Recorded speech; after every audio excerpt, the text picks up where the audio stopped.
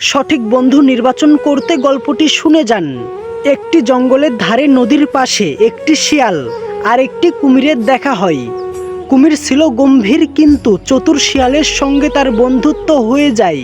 বন্ধুত্ব দিনে দিনে গভীর হয়। একদিন শিয়াল কুমিরকে বলল, ভাই কুমির, আমার একটা অনুরোধ আছে।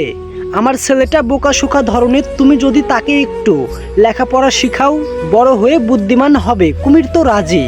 সে বলল, নিশ্চয়ই, তোমার বাচ্চাকে নিয়ে এসো, আমি যতটুকু জানি তাকে সমস্ত কিছুই শিখিয়ে দিব।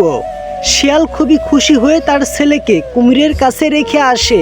কিন্তু কুমির ছিল ধূর্ত ও লোভী। সে লেখাপড়া শেখানোর বদলে শিয়ালের বাচ্চাটিকে খেয়ে ফেলে। এরপরে শিয়াল যখন তার ছেলেকে দেখতে আসে, কুমির জলের মধ্যে একটি বাচ্চার খুলি ভাসিয়ে দিয়ে বলে, তোমার ছেলে তো খুব মনোযোগ দিয়ে পড়তেছে, তাই এখন বিশ্রামে আছে।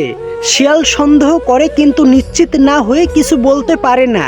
পরদিন শিয়াল আবারও যায়, তখন হাড় কিংবা খুলি ভাসিয়ে দিয়ে বলে, আজকে তাকে খুবই কঠিন পাঠ শিখালাম, এখন সে বিশ্রামে আছে।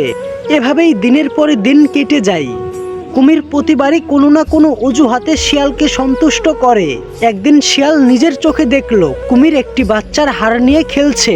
হাড় দেখে সে চিনে ফেলে এ তো তারই সন্তানের। শিয়ালের চোখে পানি চলে আসে কিন্তু সে কাঁদে না।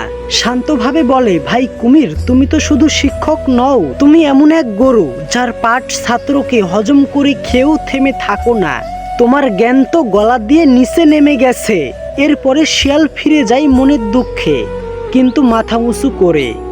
এখান থেকে আমরা কি শিখলাম? বন্ধু নির্বাচন করতে হয় বুঝে শুনে।